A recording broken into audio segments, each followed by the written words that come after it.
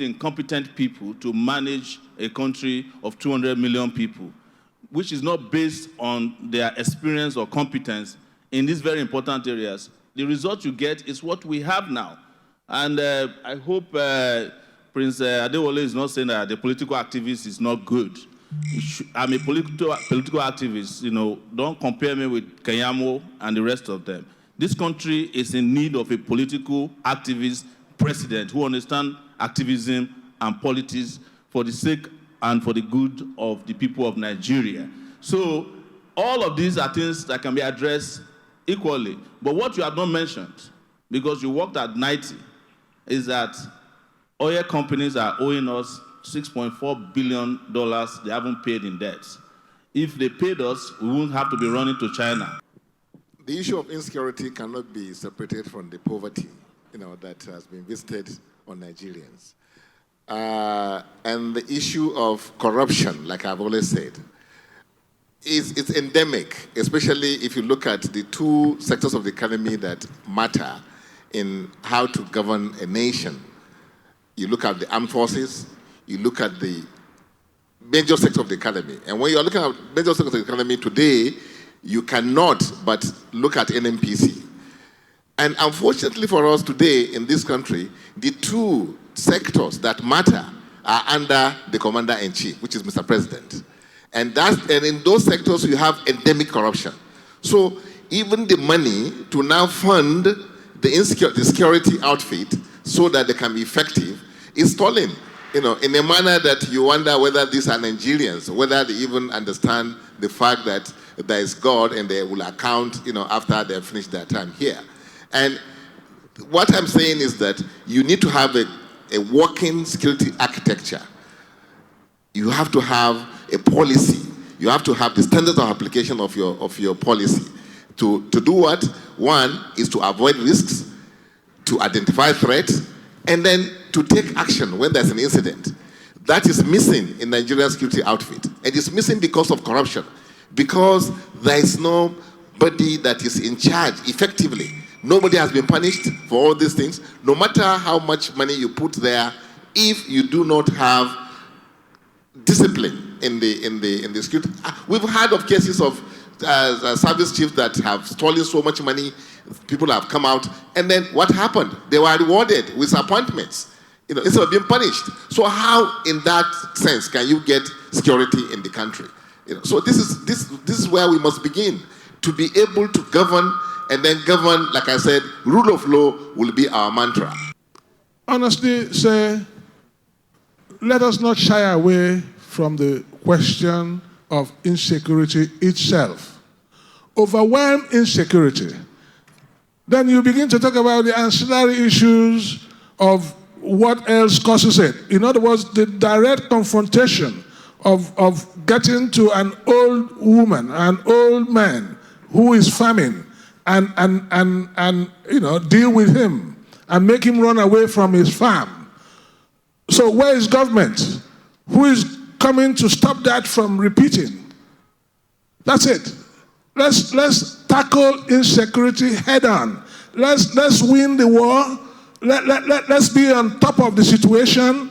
Then we can begin to talk about ancillary issues. You talk about porous borders, and we'll talk about not knowing where the border actually is. It's because we have not been sincere. You see, going forward, if Nigeria wants to be a strong nation, we have to define ourselves and say, okay, it doesn't matter. If I'm president, I will say, let's start from whoever that is here. I had a friend.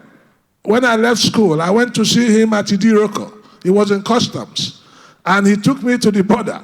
He said to me, Peter, well, let me not say exactly what he said for decency. But he said, put anything in the bag. Anything, just put it in the bag. I'll cross it here for you. That is through the custom border. Not to talk about, like I said, the numerous tracks that people access day and night.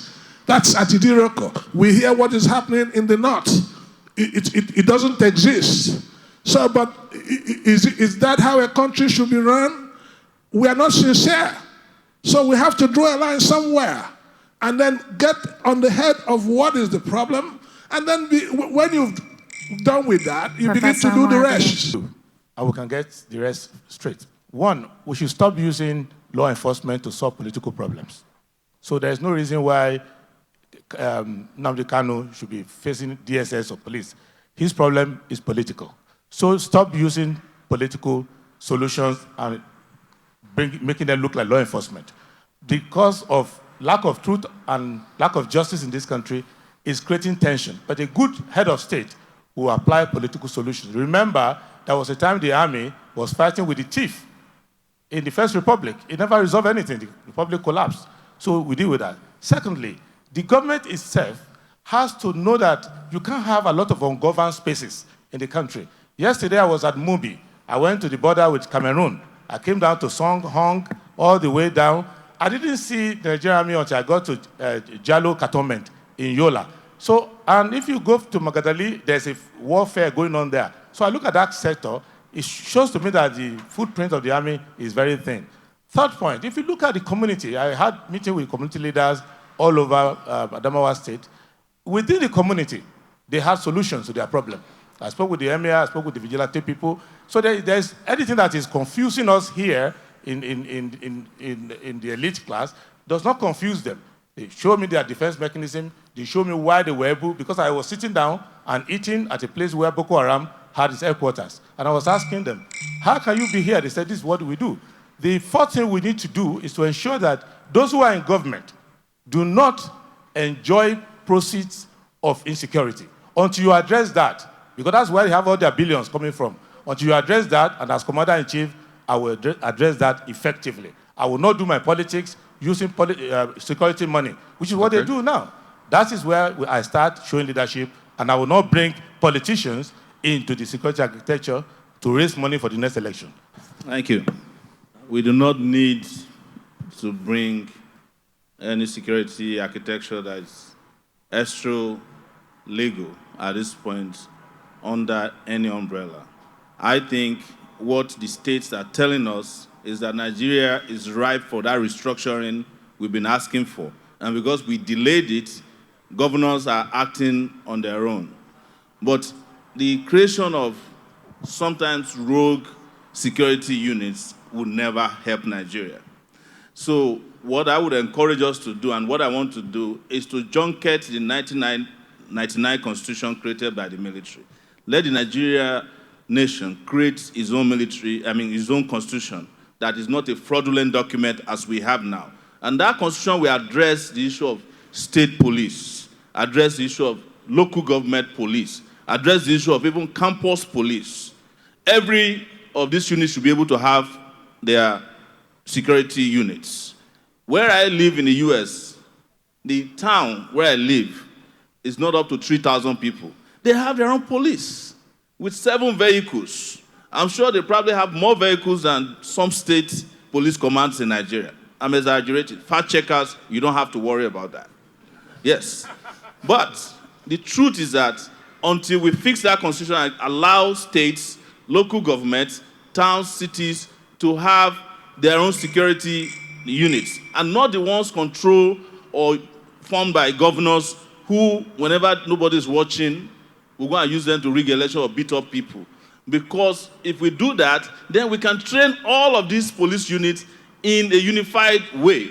And the federal police can intervene if they go rogue. There's no need to put them under the federal mercenary system we call security now. I think as a government, I will not allow a situation where you have regional, police that were formed out of desperation. Because why? If you do that, it's a recipe for disembankment of the country itself. Because this security outfit came out of frustration. It's not something that was discussed on the basis of the need to have it as a nation. So I will not allow that to happen. What I will do is to allow the Constitution to take its course, meaning that if you look at the Constitution we have in this country, it's a living document. The National Assembly members are supposed to, whenever the need arises, do the needful, which is to either look at the exclusive legislative list of the Constitution and take what does not belong there anymore because of the time that has passed and things have changed, and put it on concurrent list, like the state police we are talking about. The National Assembly should deal effectively with that, not out of frustration. Segments of the country will now bring out their own security outfit. Those will be outfits that will be antagonizing the national security that you are trying to solve, which means it is a wrong way to go. And the way to address all these things is still issue of poverty. If we have today almost 70% of Nigerians out of job, you have another 35% that of 50% that are vulnerable. You cannot have security in such an environment. So I'll tackle the issue of poverty, and then tackle the issue of insecurity. I support the creation of state police, which will mean amending this constitution at item number 45 in the exclusive legislative list. Down in our laws, there are room for local government police. And about the vigilantes that are coming up across the country, they should be allowed to operate. But the critical question is how they can effectively work with arms. And then that is the conundrum where headsmen have AK-47, and then people who are fashioned to secure towns and villages are denied the same. But there's something, let me put it with all respect, that I'm tinkering with. Could we give military training to people going to youth service corps 8 months out of 12 months and begin a regime to beef up our people? We are a bit too docile. And when they think they can take us for anything they want, then they can storm your home. But if you know there's a young man here who has been through military training for 8 months in his youth service, you will think twice about getting into that house. And then we'll begin to become a better, a more strengthened society. Okay. I have more minutes. So that's where I'm looking at. At the federal level, there is an existing constitution that I'm going to swear on May 29 to uphold. Within that constitution, I have all it takes to eliminate crime. And the 2 steps to take to eliminate crime is to eliminate crime within government. That is the hardest thing to do in Nigeria. One of the reasons why we don't have an efficient police system is that if we had an efficient police system, half of those who are in government will be in jail. So it is not in the interest of the government as it is today to have an effective police. But they need the police for VIP protection. So I will make that difference. Now, if you remove criminality from the street, I need to create ad hoc mechanism to deal with it will not arise. If there were no herdsmen killing farmers and no farmers retaliating by rustling cattle or killing cattle, there will be no crisis in the land. So the first thing for me as president is to ensure that I deliver the federal mandate. The second stage is for long-term peace of the country, is to talk to Nigerians, especially those in parliament, at the federal and state level, to see where we can create a system where the policing is done at the level closest to where the crime is. There is no reason for someone who lost his cattle in Funtua to have to come to Abuja to seek police help. Or somebody in Okeogun who is a farmer who is being attacked by a herdsman to come and call the IG of police in Abuja. We'll deal with that. But the most important thing happening in this country today is that law enforcement and rule of law must go away from the hand of the government to a police and judicial system that is independent of the government. And that's the mechanism that I'm going to put in place. I want to answer that very clearly. No, I'm not a CIA agent. If I was, Buhari would have disappeared from the surface of the earth when he detained me. You can't do that to a CIA agent. I'm a Nigerian who never even accepted a US citizenship, even though I lived there for 20 years. and you talked about the fact that you found information on my platform. I think you're talking about Sahara reporters. That is not true about the president. You didn't say which one is not true. Is it the fact that he was sick and we reported it, that he will spend months in the UK? Is it the fact that he's sitting on a corrupt government? Is it the fact that he has used his position to enrich the cabal that works for him? Which of it? Is it the fact that there's corruption in the NNPC? Is it the fact that they gave jobs to their children in the Central Bank of Nigeria, while the children of the poor cannot get jobs? You didn't come up with anything. You are talking about one Dr. Abiola. I don't know the person.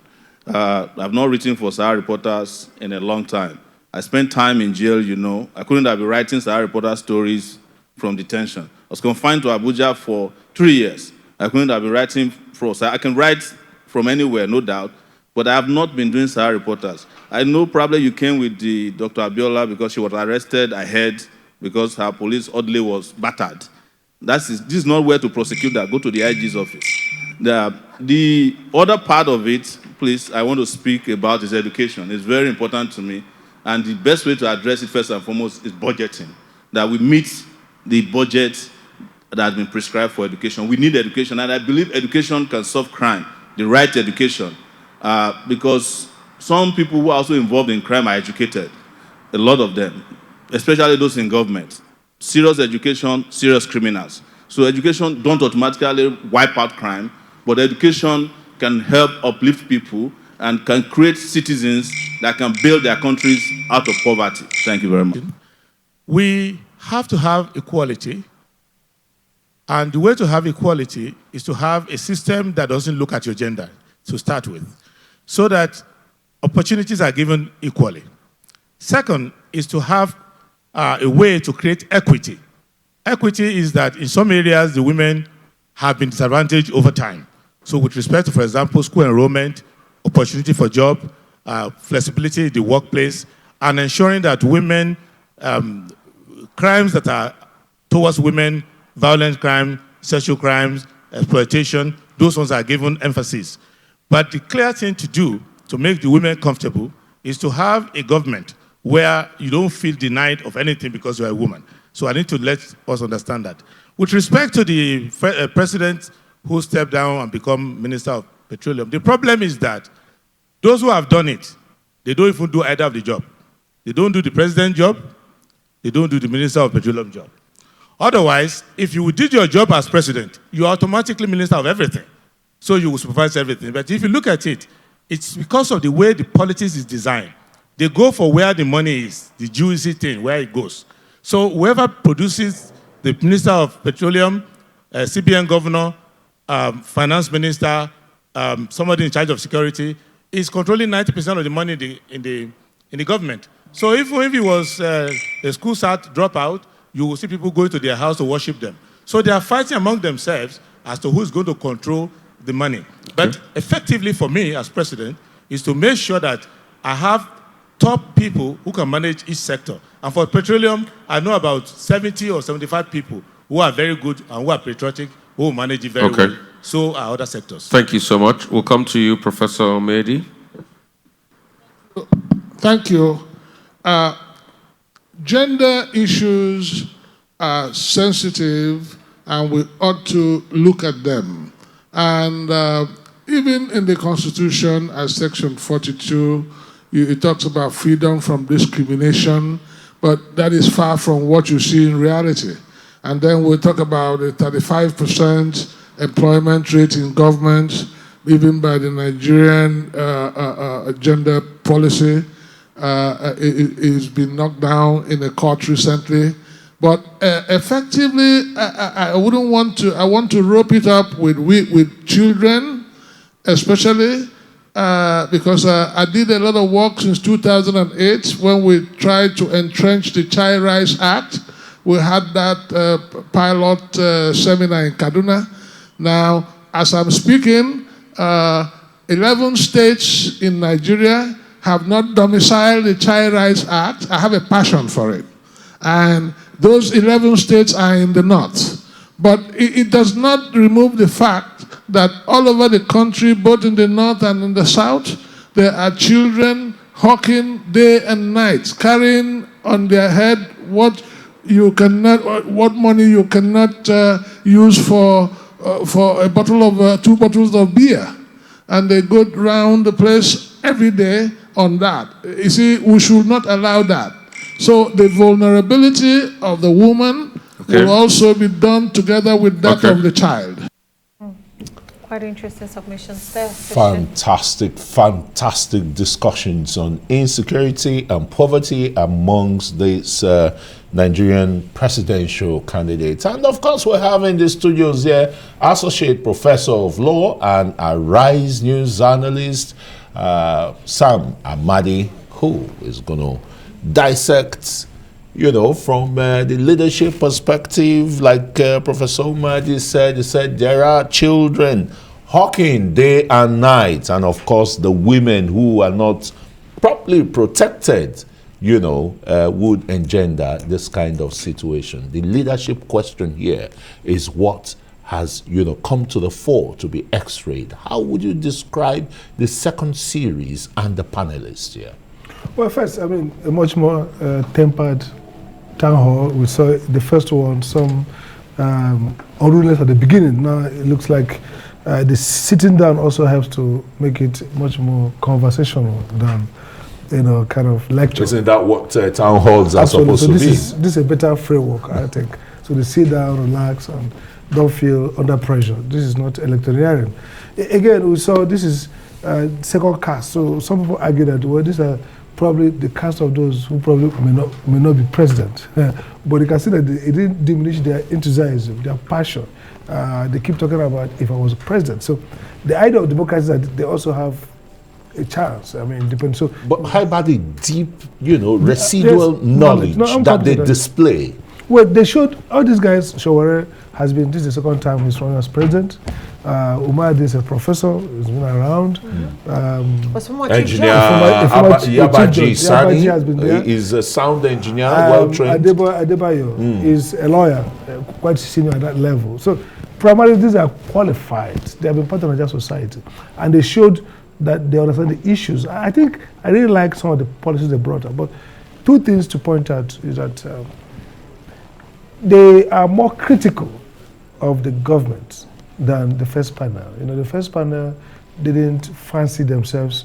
They were competing among themselves more, because these are wannabes, those who could likely become. Who had even served in one position or the other in government. So they were not attacking government. Showore takes on government squarely. Adebayo takes on government, alleges corruption squarely. So this is a more of people who are willing to put the government at the stake. People more on the streets? Exactly. Feeling the pulse of the people. And hitting back at government. The second point is that some of the ideas they brought are also very good. Everybody talks about the notion of the criminal state. You look at security. It's clear that some of this security also is because of the criminal nature of the Nigerian state, in the sense that many of the people at the highest level of security apparatus are themselves somewhat implicated, conflicted. The great or notorious Abacha said, if insecurity lasts more than 24 hours, then government is that's what he's involved. talking about. Now Showore talks also about education, but I like the last point about children on the street. You see, the whole idea of human development, even though he didn't frame it in that language, is that part of economic growth and also part of social stability is education. It does three things. One, it doesn't mean education will make you a millionaire, but education creates a civic knowledge that helps citizens orient towards good citizenship. So if people have no basic education, then they're unlikely to be oriented towards patriotism and civic behavior. The second thing it does is that it basically gives people enough capacity to create their own employment, goods and services. So they become creative. So if you have about 20 million of your children out of school. Yeah, 20 million according to UNESCO. Nigeria's out of school children has risen to that means number. You have almost half of because the size of children to adults will be like 30-70, So you're going to have about almost half or more than half of the 50 million children not having future education, capacity to learn, and then into drugs, into criminality. So I think the human component aspect of security is critical. That link between poverty, between exclusion and and security. Because we're looking always at the demand side. We're going to do this, fix that. How about the supply of criminals, of people who have into the capacity the reason why some of them even decide to become criminals in the first place. Poverty, I like one thing that stood out for me has to be the fact that all of those presidential candidates, all of them are talking about the fact that policing from the center is no longer feasible in the present day in Nigeria. Talk to us about what stood out for you with the solutions that they are proffering with regards to the insecurity bedeviling Nigeria. I think the fact that they look at architecture, okay, so let's forget about resources, funding, staffing. Let's look at design. So they are talking about the design of security system. I think one of the candidates, maybe it's Amadi or Adeboye, spoke more around the notion of policing at the place that's most localized to the people. So let's follow a natural order.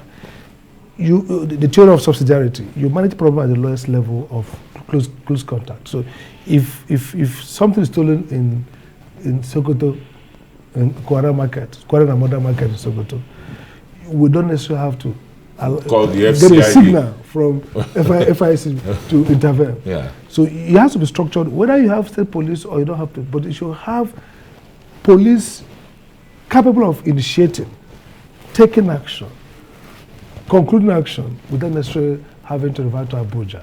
So the notion, two schools of thought here. One is straight state police, which has no organizational link with federal. Devolution of the police force. So you have a state police, no link with federal except working together. Or you have federal police, but significantly decentralized, so that the command and control is localized. So you don't have to require IG to give approval for the Commissioner of Police to take action.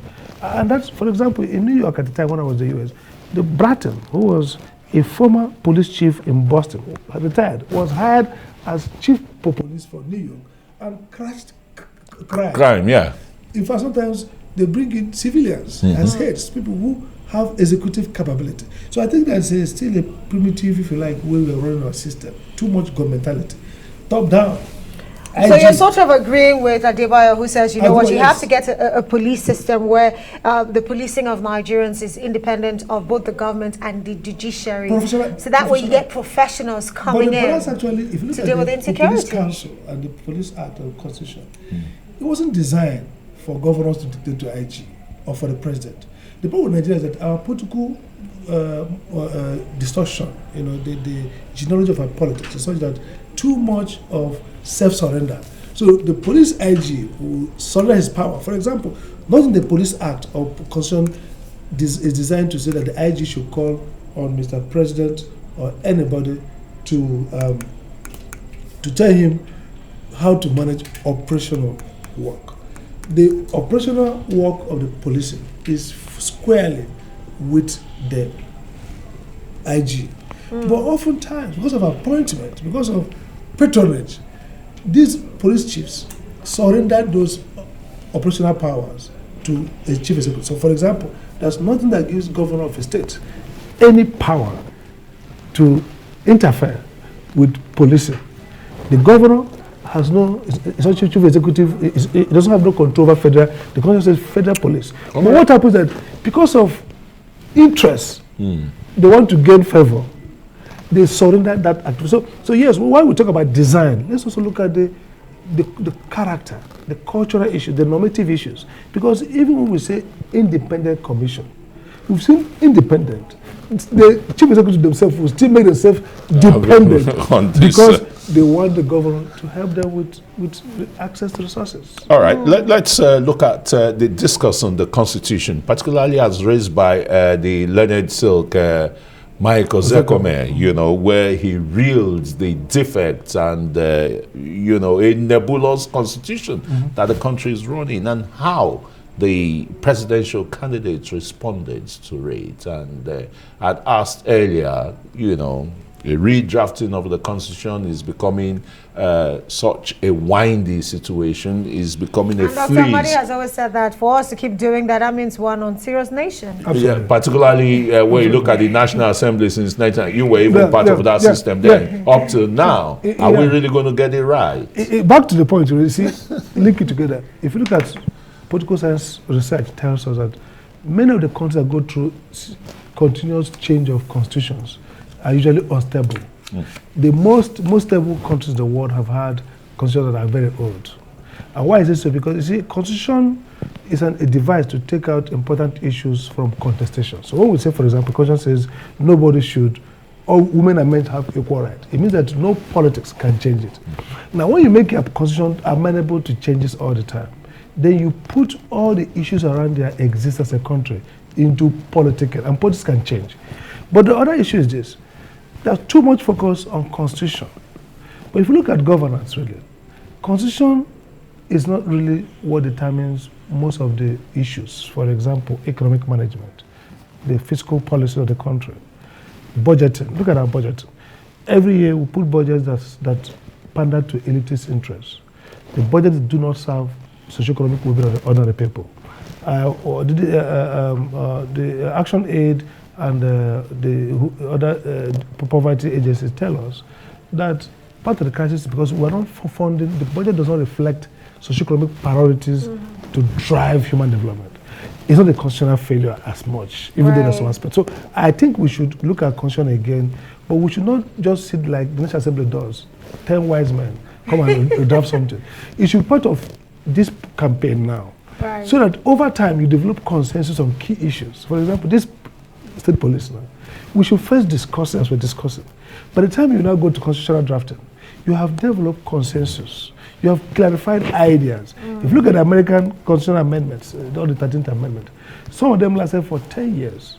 Back and forth between states and different states. So but at the end of the day, they achieved the end goal. And once they enact it, they don't go back in 2 years to re-enact a different one. There we go. Because it has benefited from serious, rigorous. Dr. Amadi, at the end of the day, this town hall series, it's actually tagged insecurity and the economy. Those were the two focus. We have dwelt so much on insecurity. Let's talk about the economy right now. With regards to the candidates, they're talking about the fact that Nigeria has no reason to be the poverty capital of the world. Some of the suggestions they're making with regards to removal of subsidy and growing the economy and all of the legs. What do you think stood out for you that Nigerians should pick? It doesn't matter who becomes president tomorrow. Some of the policies they are, pushing forward that we should be looking towards for a better Nigeria. I think both this and the previous ones, the idea of economic growth, to grow the economy, everybody thinks that's number one. But then how to get there is a problem. People are talking more about, okay, if we remove the subsidy,